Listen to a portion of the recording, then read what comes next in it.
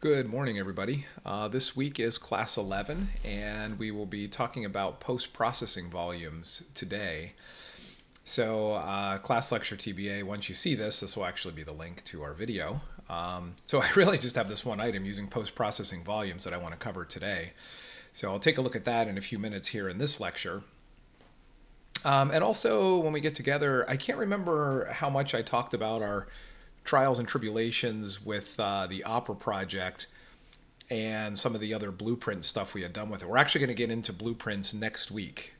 So we'll get into some interactive stuff next week. And so if I hadn't already talked about it, which I can't remember if I did, it would be a good lead into what we'll do next week. So when we get together at noon today, we can you all can let me know how much or what I've covered related to the opera and what I haven't, and then maybe we can take some time to look at that stuff also. Now, our assignment for next week, we didn't have an assignment due today, so we kind of had a week off. Although, as I say, you never really can have a week off because you have to keep learning. So hopefully you're working in Unreal anyway, even though there's not anything due. So for next week, I would like you to go to the LinkedIn Learning lesson. Now, this is the Unreal Essential Training. This is 2016, not the 2019 one, 2016. And in Module 8, it's all about post-processing effects.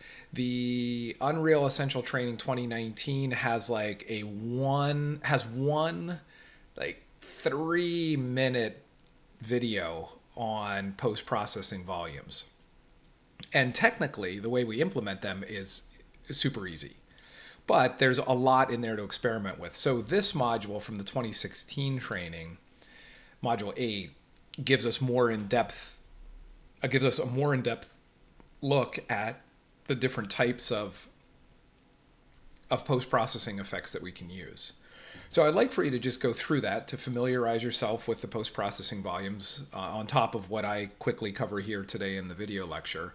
And then I would like for you to apply at least 3 types of post effects. There's a lot of them in there, so you have plenty to choose from. So at least 3 that make sense, that work well together, and apply them to a scene of your choice. Now, by a scene of your choice, I don't necessarily mean build a scene yourself, because I want you to focus on really just looking at and experimenting with and familiarizing yourself with all of the post effects and then figuring out how you can use them appropriately. So spending a bunch of time building a scene from scratch, I don't think is the best way. What I would do is I would go to the Unreal Launcher, go to the Marketplace, look at all the different environments that are available out there for free or projects, and then choose one of those. Now, if you want to rearrange that environment, you can, but what I don't want you to do is I don't want you to build one from scratch. So take an existing project, you can reorganize it if you'd like, and then focus on applying post effects. So once you're done, then actually what I'd like for you to do is just simply take a screenshot of that environment with your post effects applied, and then submit it here on Canvas. I would also like you to summarize in the text field of your Canvas assignment which effects you used and why. So that's a summary. You can just type it right into the text field there. So don't forget that. Because usually, if we just look at them, or if I'm looking at them, I can't tell off the, just from glancing at the screenshot what effects you use. So you need to tell me which ones you used and why you've used them. So that's our assignment for next week. All right, so let me jump over to Unreal Engine, and I will give a quick rundown of post effects here. So let me just move this out of the way. Now what I have here, this is actually one of the scenes from the opera. This is the carnival scene. So I'm going to apply a post effect here. So I'm going to let me open this up a little bit so we can find our post effects. And where do we have them? Cinematic? Oh, visual effects. They're in visual effects. The visual effects category. There it says post-process volume. So I'm just going to drag that and drop that into the viewport, and then I'll squeeze this back over so I have a little more room. So this box, this is a volume. Now this also starts to get us a little bit into how we create interactivity next week. So next week when we get into blueprints, we'll talk about, we can, if we enter a volume, we can decide if we've entered a volume, and then we can trigger something to happen. That's fundamental blueprints. That's fundamental interactivity. So it's a volume trigger, but typically we call it a box trigger. But it's basically a volume that you enter and something happens, and then when you leave, Unreal Engine knows whether you're in the box or out of the box. So we can tell it if when you're in the box, do something. When you come out of the box or out of the volume, do something else. In this case, the post-processing volumes are set up that way. If we enter the volume, then we'll get the post-processing effect. If we exit the volume, then it'll go away. So I'm going to go into the volume. I'm inside it now. And then if I come over here, I have my post-processing volume selected. So here are all of the things that we can do with it. And there's lots of stuff. So we have lens effects. That's a category in itself. Then we have color grading, which is another category in itself. Then we have film edits, rendering features, all kinds of stuff. And actually one that I like to use quite a bit is the ambient occlusion. So if I roll out the ambient occlusion and activate intensity and radius, what I like to do here, because it's kind of tough to see this, but if I bring the intensity up and down, you can see what's happening. See how it's getting darker? Now, ambient occlusion is typically just gives you a little bit of shadowing where two surfaces meet. And by default, the radius is set to 200. So you can see when I increase the intensity, it does darken, but it darkens kind of the whole scene. That's a little too much. So I'm going to bring that effect down to maybe right around 60 something. And I think it's still a little too large. Let's try something like 30. And again, I'm going to just scrub the intensity value so you can see what's happening. Now you can see it's starting to darken just where two surfaces meet. 30 might still be too high, so let me make a radius of 10 and see how that works. That's better.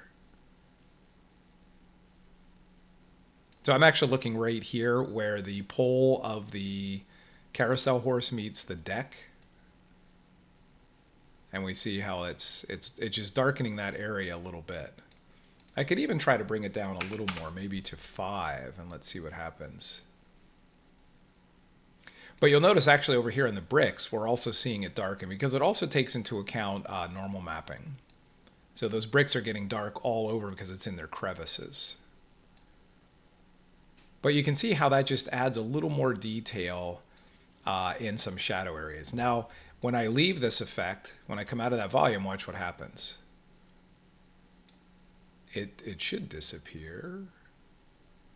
Oh, that's really hard. It'll fade slowly, so it's really hard to see that. So that's one effect that I use, and I usually apply that effect through the entire environment. So here's another thing to keep in mind with your post-processing volumes is that they can only affect when you're inside their volume, or they can affect everything. Doesn't matter if you're in the volume or not, they're infinite. And we can have as many of these in our scene as we want. So if I have this post-processing effect, which is just simply ambient occlusion, what I might want to do, because I want it to be applied to the whole scene. So of course I could take this volume and make it as big as the entire scene, but a more efficient way is just to scroll down here to the bottom. And where is it? It's in here somewhere. There it is. It's under post-process volume settings. It says infinite extend, unbound. That's off by default. So that means that I'll only see this post-processing effect when I'm inside the volume. But if I turn this on, now it doesn't matter where this volume is or if I'm even inside it, it will apply its effect everywhere. So even when I'm out here, if I go back to, I'm outside the volume, but if I come back to my ambient occlusion, I can still see the effects of it. I can see it especially in here on the carousel music box. So that's setting it to infinite. So I typically do that with most of my scenes. I'll have one bound post-process volume that's just for the ambient occlusion, And if you want, you can even make the volume small because we're not calculating whether we're inside it. I'll just float it there so it's not so much in the way. But then I can now add other post-processing volumes. And one thing these are good at is color grading. We know that color can really influence the mood of a character. So, let's say I'm out here and I'm going to go into the carnival. So outside here, everything's fine, but I want to convey the mood of, this is an eerie place. So what I might want to do is put another post-processing volume in here. And then, actually, I'm going to make this a little larger to make sure it easily catches my character. And I'm also going to make it so that this effect will occur as the character steps through the entranceway here. So I might actually, let's put it actually underneath here like that. So when we walk through there. All right, so I'm going to go inside it because I won't be able to see the effects even when I'm editing them unless I'm actually inside that volume. All right, so now with this post-process volume, I'm going to do some color grading. So I'll come back up here to color grading. And let's see, let's take the global settings, and I'm going to choose, not saturation. Well, let's try that. So under saturation, now I can spin this open, and we get these really great color wheels. And these are like the color wheels we see in color correction software, which is awesome. So now if I pull this, now I'm going to really dramatically change this so that we can really see what happens. Now I'm pushing it into the like purples, and it kind of washes the whole scene out. So when I come out of the volume, everything's nice and saturated. Then when I walk into the volume, I've just changed the mood. Let's see, we could even let's maybe add something else here. So I could change the contrast, make it really contrasty if I'd like. Or gamma, gain, and offset are basically what these stand for is gamma are your midtones, gain is your shadow areas, and offset are the highlights. I think I always mix those up, but let me just double check here with this. So if I turn on gain, yeah, see that's happening in the shadow areas here. Okay, so that's gain. And gamma are the midtones. And then offset would be the highlights. It should be, let's see. Yep, see now we're getting it up in the sky there. So we have a lot of really finite control in here. But with this, you get the idea of what happens. So if our player comes in here, we're like, oh yeah, I'm gonna go to the carnival, and then we say, ooh, here's our warning. It's it could be an eerie place. It's washed out now.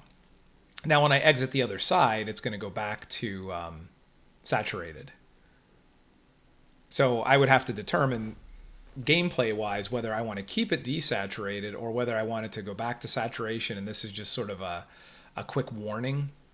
If I wanted it to remain saturated, then what I'd probably have to do is take this volume here, and I'd have to place it, make it encompass the entire area that I know the player will be exploring to keep it washed out like that.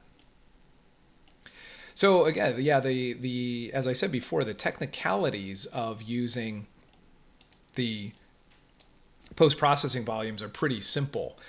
Where I think you'll want to spend your time is just experimenting with these because there's so many, and you can do all kinds of really great stuff with these post effects.